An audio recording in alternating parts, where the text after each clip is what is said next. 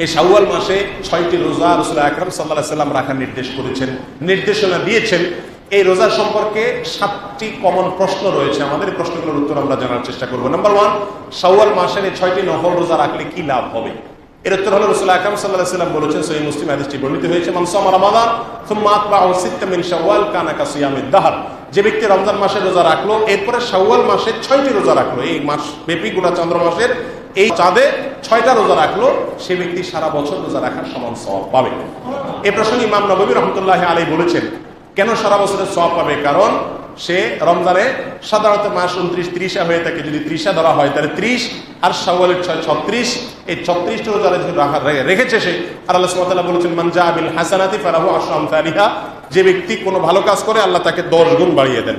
তাহলে 36কে 10 দিয়ে গুণ দিলে 360 হয়। সারা বছর রোজা রাখার সওয়াব এভাবে একজন মানুষ অর্জন করে। সেই সাথে আমাদের রমজানের রোজা কবুল হয়েছে কিনা, আল্লাহর কাছে গ্রহণযোগ্য হয়েছে কিনা, অ্যাকসেপ্টেড হয়েছে কিনা, আমরা নিশ্চিত হওয়ার কোনো উপায় নাই। তবে উলামায়ে কেরাম কিছু আলামত বলেছেন, যে আলামতগুলো দেখে বোঝা যায় তার ইবাদত বন্দেগী কবুল হয়েছে কি হয় নাই। কোনো আমল করার পরে যদি সেটা ধারাকে কন্টিনিউ করার সুযোগ হয়, তাহলে বুঝতে হবে সেটা কবুল হয়েছে। এটা ধরে রাখা যায় বা এটাকে আলামত হিসেবে ধরে নেওয়া যেতে পারে। রমজানের পর যদি শাওয়ালের রোজা রাখার সুযোগ হয়, তাহলে রমজান রোজা আল্লাহ তাআলা কবুল করেছেন, সেজন্য আবার আল্লাহর ইবাদত করার সুযোগ আল্লাহ তাআলা দিয়েছেন। আমরা আমাদের কোনো কর্মকর্তা কর্মচারীকে তাদের কাজে শিক্ষানবিশকালে পছন্দ হলে তার সাথে আমরা চুক্তি নবায়ন করি। আল্লাহ সুবহানাহু ওয়া তাআলা রমজানের রোজা আমার পছন্দ হয়েছে, এটা প্রমাণ হবে যদি শাওয়ালের রোজা রাখার তৌফিক আমার হয়। অতএব এটা আমরা রাখবো, এর রাখলে সারা বছর, এই রোজা রাখলে সারা বছর রোজা সওয়াব পাওয়া যায়। নাম্বার 2, দ্বিতীয় প্রশ্ন হলো, শাওয়ালের 6টা রোজা কি এক নাগাড়ে রাখতে হবে রমজানের রোজার মতো, নাকি ভেঙে ভেঙেও রাখা যাবে? উত্তর হলো ভেঙে ভেঙেও রাখা যাবে। বিশুদ্ধ হাদিস অনুযায়ী শাওয়ালের এই 6 রোজা একসাথে রাখতে হবে এরকম কোনো শর্ত কোথাও দেওয়া হয় নাই। বরং আপনি চাইলে প্রত্যেক সপ্তাহে 1-2টা করে করে ভেঙে ভেঙে রাখতে পারেন, আর চাইলে এক নাগাড়েও রাখতে পারেন। তৃতীয় প্রশ্ন হলো, শাওয়ালের এই 6 রোজা এটার নিয়ত আমরা কখন করব? বিশেষ করে রমজান মাসে ভোর রাতে উঠার একটা অভ্যাস থাকে, মাইকিং টাইকিং হয়ে থাকে, এই সময় হয় না। কেউ যদি শাওয়ালের 6 রোজা ঘুম থেকে উঠে সে রাখে, অর্থাৎ কথার কথা সে সকাল 10টা বাজে উঠলো, 10টা বাজে উঠার পরে সে এখন মনে করলো খাবার তো খাই নাই, তাহলে এখন রোজা নিয়ত করে ফেললাম, এটা হবে কিনা? উত্তর হলো না, হবে না। শাওয়ালের 6 রোজা সহ নফল রোজা, এ ধরনের রোজা এগুলো নিয়ত করতে হবে রাত থেকে। আপনি যদি সন্ধ্যা রাত্রের সঙ্গে নিয়ত করে শুন যে আজকে কালকে আমি রোজা রাখবো, তাহলে আপনার রোজা হয়ে যাবে ইনশাআল্লাহ।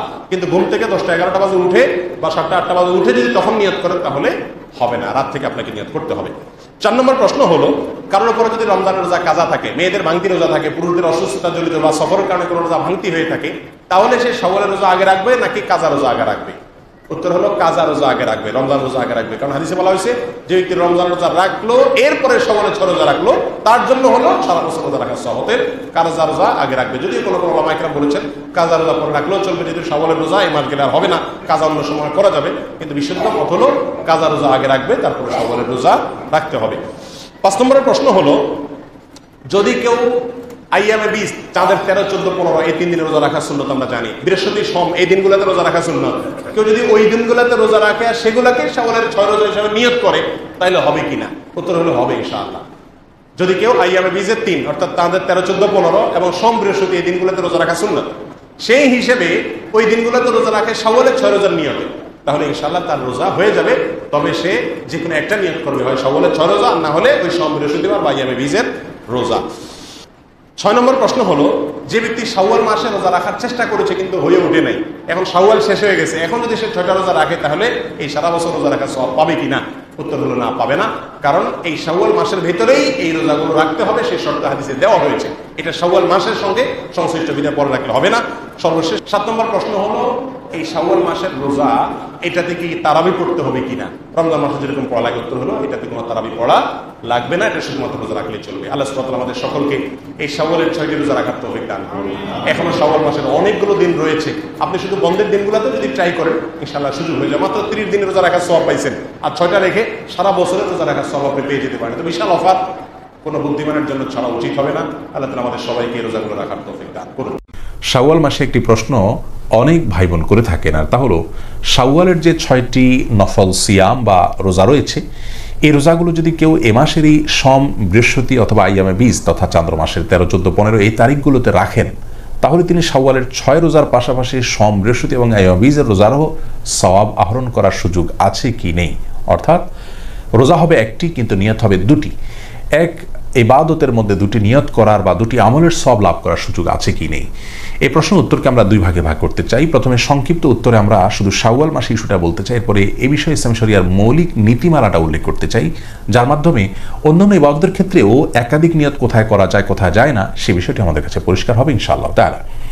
শাওয়াল মাসের 6টি রোজা যদি আমরা এ মাসেরই সোম, বৃহস্পতিবার কিংবা আইয়ামের যে দিনগুলো আছে সেই দিনগুলোতে আমরা রাখি এবং একাধিক নিয়ত করি, তাহলে একই সঙ্গে আমরা একাধিক ইবাদতের একাধিক রোজা রাখার সব লাভ করতে পারি ইনশাআল্লাহ তাআলা।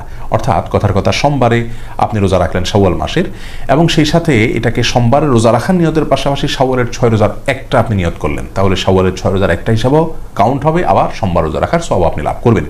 দুটি সব আমরা লাভ করতে পারছি একটি ইবাদতের মাধ্যমে। এই সুযোগটি আমাদের হাতছাড়া বোধহয় করা উচিত নয়। আর কেউ যদি সোম, বৃহস্পতিবার রোজাগুলো রাখেন যথারীতি এবং আইয়ামের রোজাগুলো রাখেন, সেই সাথে শাওয়ালের 6 রোজা আলাদা দিনগুলোতে রাখেন, তারটা তো সবচেয়ে উত্তম হবে এবং তার সব যে বেশি হবে সেটা তো বলাই বাহুল্য। কারণ ইন্না আইজামাল জাযা ইমা আইজামিল বালা, যার কষ্ট যত বেশি হবে আল্লাহ তাআলা তাকে সব তত বেশি দিবেন। অতএব তারটি সম্পূর্ণ স্বতন্ত্র। কিন্তু আমরা কেউ চাইলে দুটি নিয়তকে ইনক্লুড করতে পারি একটি দিনের রোজার মধ্যে শাওয়াল মাসের ইবাদতের ক্ষেত্রে, এই স্কোপটি রয়েছে। অতএব এই সুযোগটা আমাদের হাতছাড়া করা বোধহয় উচিত হবে না। আর এই বিষয়ে ইসলাম শরিয়ার মৌলিক নীতিমালা হলো, একটি আমলে যদি একাধিক ইবাদতের নিয়তকে ইনক্লুড করতে হয় তাহলে সে আমল হতে হবে এমন আমল যেটি মুখ্য নয়। মুখ্য বা মৌলিক ইবাদত যেগুলোকে মাকাসিদ বলা হয়, সেরকম ইবাদতের মধ্যে একাধিক নিয়ত ইনক্লুড করা চলবে না। যেমন ধরুন জোহর, আসর, এই ইবাদতগুলো ফরজ ইবাদত এবং মুখ্য ইবাদত। অতএব এই ইবাদতগুলোতে যদি আপনি নিয়তকে ইনক্লুড করেন, কেউ জোহরের ফরজ নামাজ কাজা হলো, তার আসরও কাজা হলো, তো জোহরের নামাজের মধ্যে তিনি আসরের নিয়ত করে নিলেন, এই সুযোগ নেই, কারণ এগুলো মুখ্য ইবাদত। যেগুলো ওয়াসাইল জাতীয় ইবাদত, যেগুলো মুখ্য নয় এমন ইবাদত, যেমন ধরুন মসজিদে প্রবেশের 2 রাকাত সুন্নাত, মসজিদে প্রবেশ করার পর নামাজ না পড়ে যেন মানুষ না বসে, এটা হলো মূল বিষয় এখানে। ওই 2 রাকাত যেটি আমরা মসজিদে প্রবেশের সম্মানার্থে পড়ছি হাদিসের নির্দেশ অনুযায়ী, সেই 2 রাকাতই এখানে একমাত্র মুখ্য নয়, মুখ্য হলো নামাজ পড়াটা। তো এই ইবাদতটি এমন ইবাদত যেটি মুখ্য নয়, ওয়াসাইল জাতীয় ইবাদত, এটাকে কন্ডিশন বা শর্ত জাতীয় ইবাদত আমরা বলতে পারি। তো এইরকম ইবাদতের মধ্যে ইনক্লুড চলে। অর্থাৎ ফজরের নামাজে আপনি মসজিদে প্রবেশ করলেন, করে ফজরের 2 রাকাত সুন্নাত পড়লেন, সেই সুন্নতের মধ্যে আপনি যদি তাহিয়াতুল মসজিদেরও নিয়ত করেন তাহলে সেটার সুযোগ আছে। অর্থাৎ এখানে 2টা ইবাদতের নিয়তকে আপনি ইনক্লুড করতে পারবেন। তার কারণ হলো একটি ইবাদত এখানে আমরা দেখতে পাচ্ছি এটা মুখ্য নয় এমন ইবাদত। তাহলে যে ইবাদতগুলো মুখ্য, 2টি ইবাদতই মুখ্য, সেখানে এরকম ইনক্লুড করে নিয়ত করা যাবে না। আবার নফল যদি হয় তাহলে সব নফলের ক্ষেত্রে আবার 2 নফলকে একসাথে নিয়ত করার কোনো সুযোগ নাই, মুখ্য নয় এমন জায়গা ইনক্লুড করা চলবে।